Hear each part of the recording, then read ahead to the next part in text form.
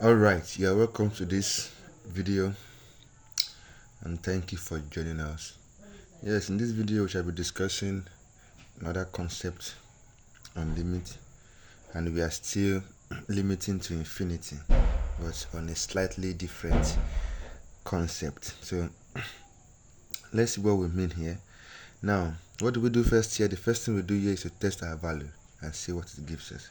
So let us test our value as infinity and see our result.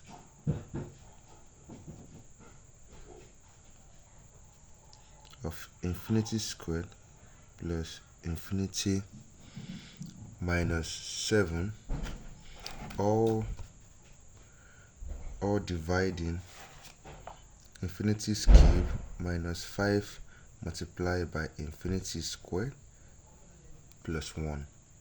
So this gives us infinity squared, like we said before, is still infinity plus infinity minus 7 all over infinity cubed is still infinity minus 5 times infinity squared is infinity plus 1. So this gives us the limit as x approaches infinity.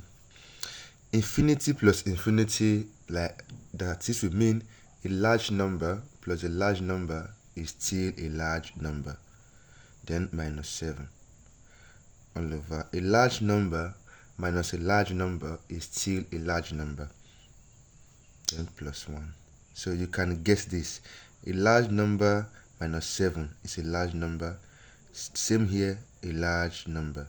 So this gives us infinity all over infinity, which we don't like, because we can't determine the function by saying that we don't know what infinity all over infinity is. Well, I don't know if you know, but I don't know what infinity all over infinity is. So now the rule says if you ever encounter this step, all you have to do is to apply the rule of infinity by limiting to infinity. So that rule says that we should divide each part of this expression by the highest variable.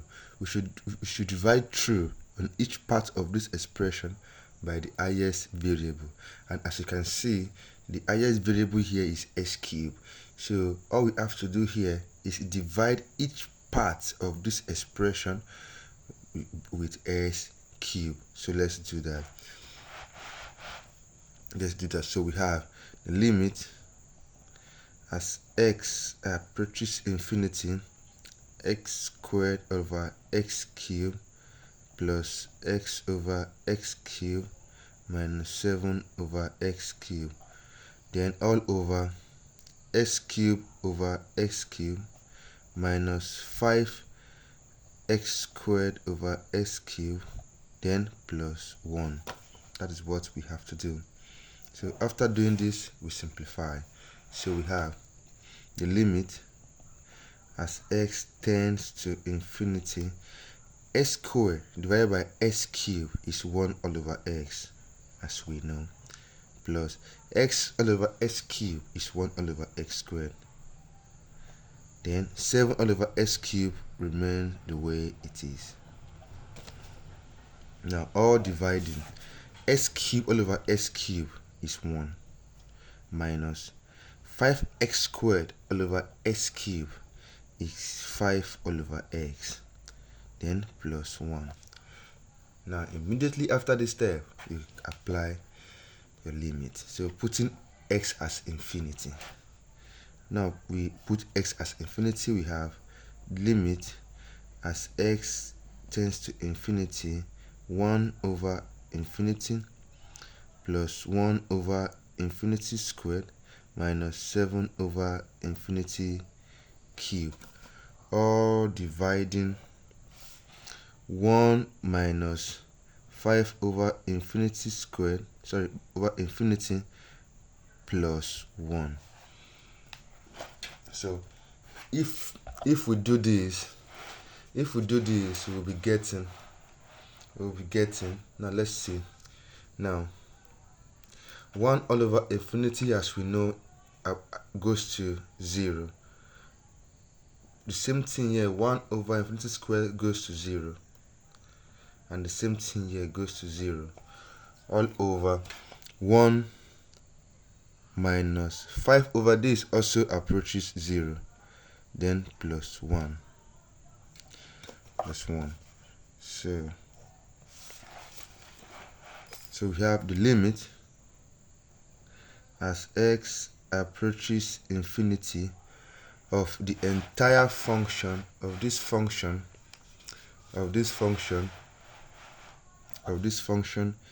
x squared plus x minus 7 all over x cubed minus 5 x squared plus 1. Now this limit